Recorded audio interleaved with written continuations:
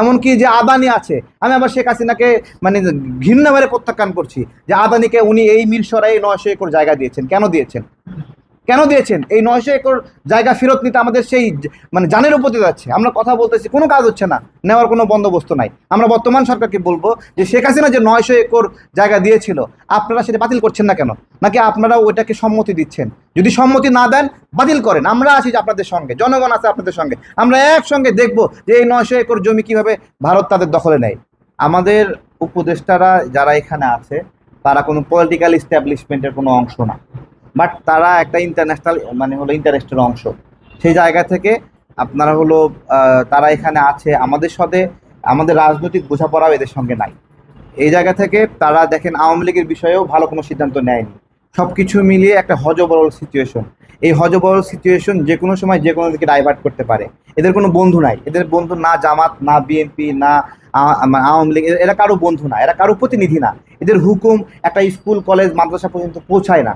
যেহেতু এদের হুকুম একটা কলেজের পর্যন্ত পৌঁছায় না, একটা রাস্তার মোড় পর্যন্ত পৌঁছায় না, হকার ফুটপাথ পর্যন্ত পৌঁছায় না, তাই এদের হুকুমতটা অনেক নড়বড়ে।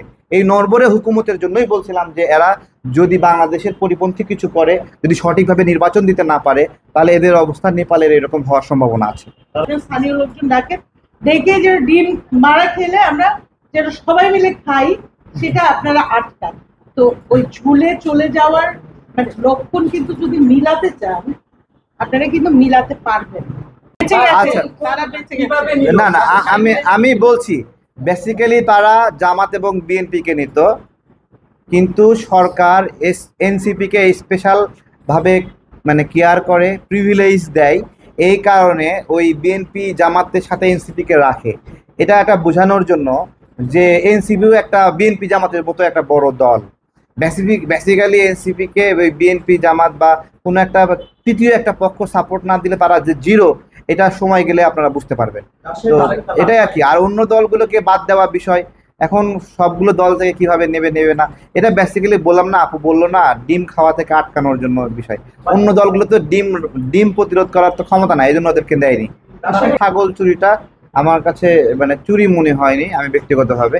এটা তাদের মতো করে দুষ্টামি, একে অপরের ছাগল খাইয়ে ফেলাইছে, এইরকমই সবাই এটাতে মজা পেয়েছে।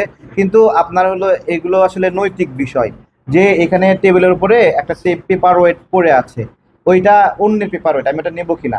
রাস্তা যাওয়ার পরে একটা রিক্সার প্যাডেল খুলে গিয়ে পড়ে আছে, আমি একজন নাগরিক হিসেবে ওই অন্যের একটা জিনিস নিয়ে যাই, ওটা দিয়ে চানাচুর খাবো কিনা, কটকটি খাবো কিনা, এটা একটা নৈতিকতা ও মূল্যবোধের একটা বিষয়।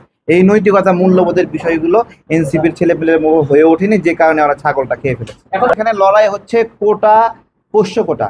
শিক্ষকরা পোষ্য কোটা চায়, তাদের সন্তানের জন্য আলাদাভাবে কোটা চায়।